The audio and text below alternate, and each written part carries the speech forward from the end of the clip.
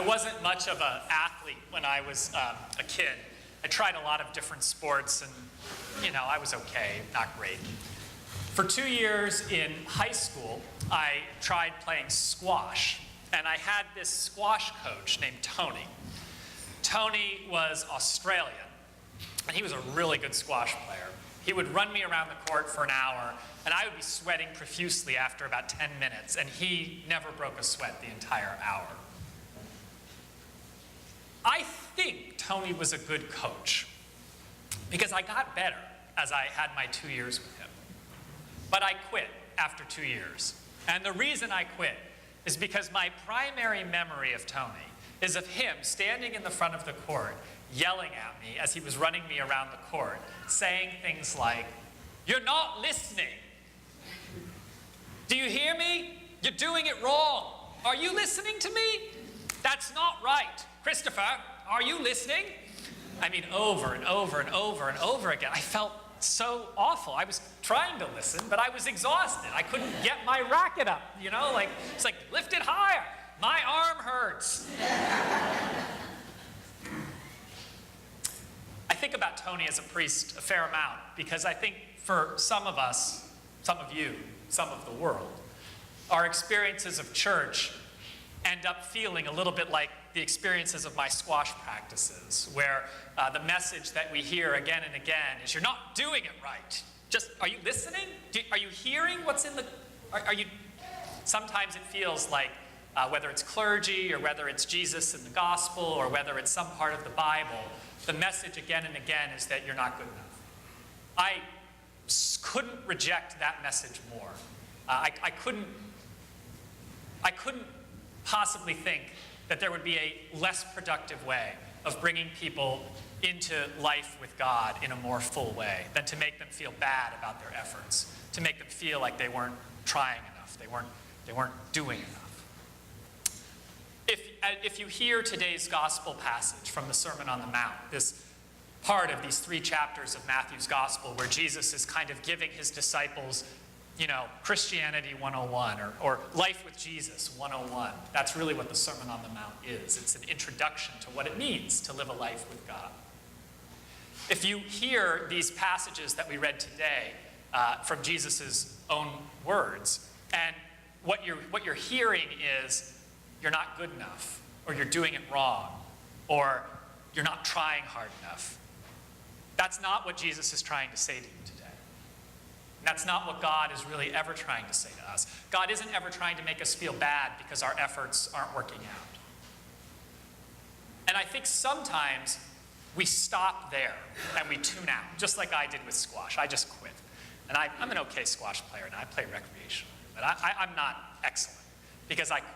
Because I couldn't take feeling that way over and over again. But God doesn't want you to quit, because there's a whole lot more in today's gospel than these statements about this behavior is wrong and you're not trying.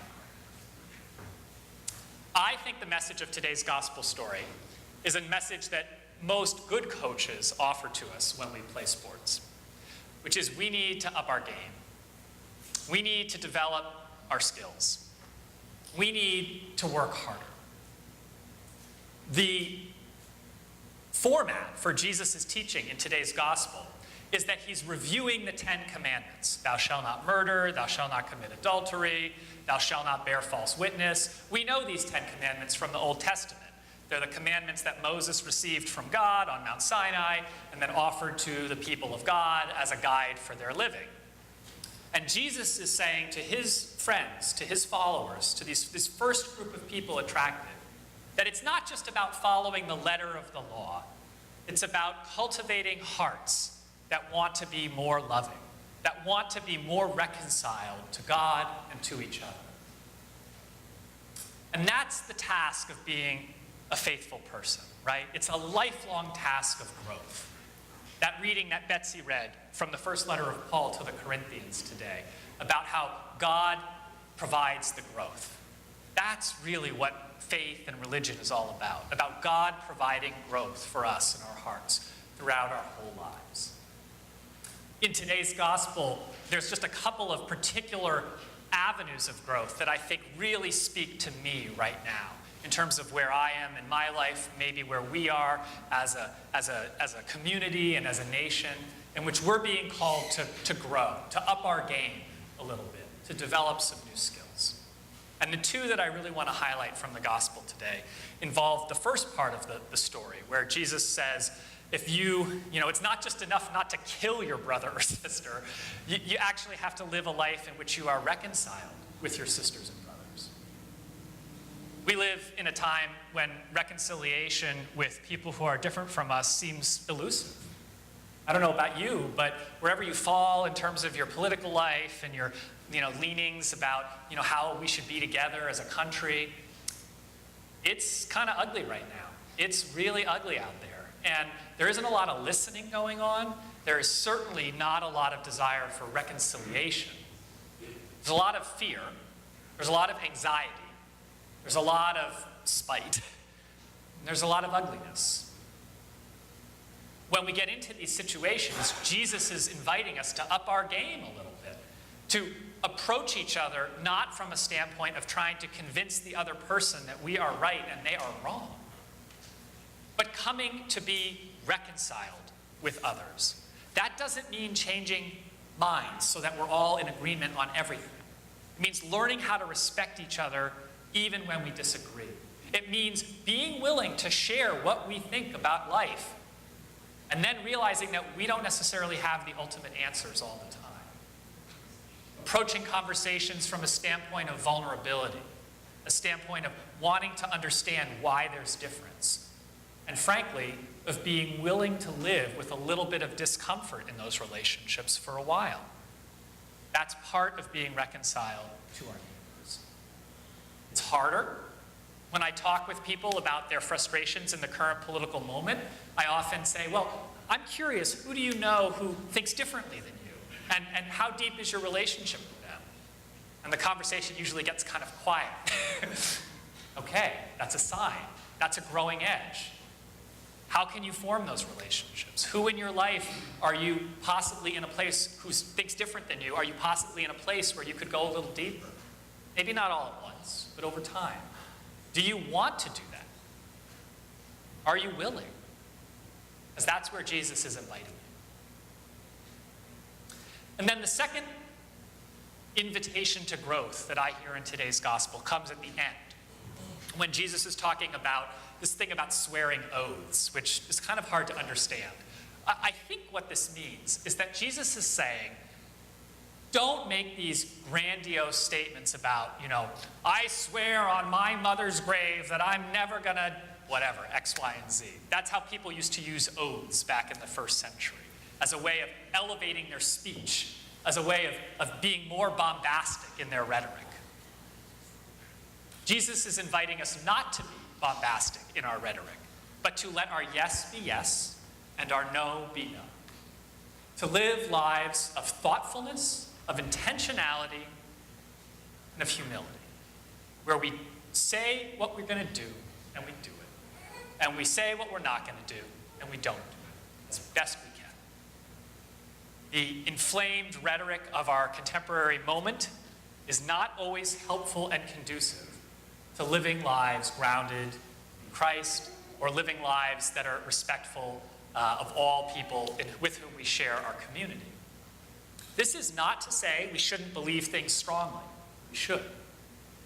It's to move away from rhetoric and towards action.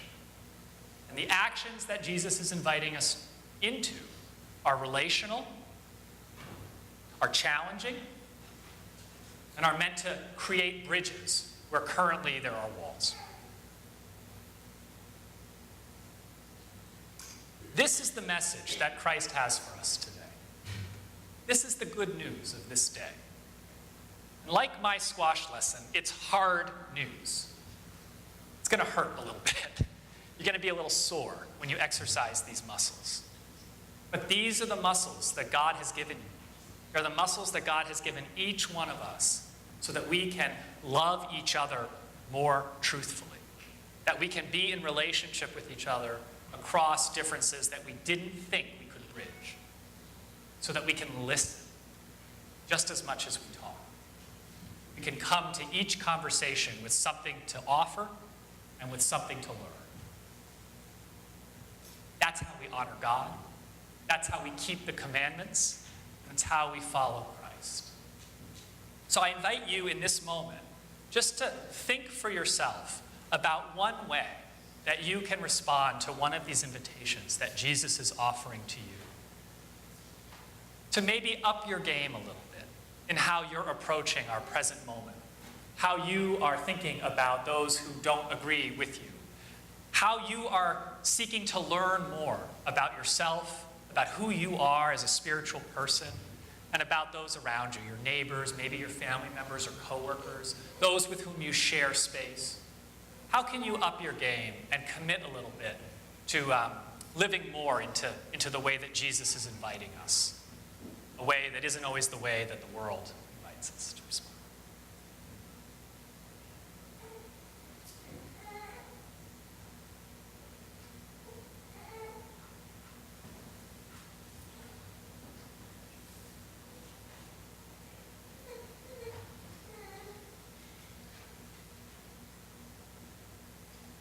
Gracious and loving God, we thank you for the gift of your presence in our lives, calling us more and more to growth in you. Center us, we pray, in our love for you and for all our sisters and brothers. Help us to live into that love more than just by following your commandments, but by following your invitation to love each other as we love ourselves. In your name we pray.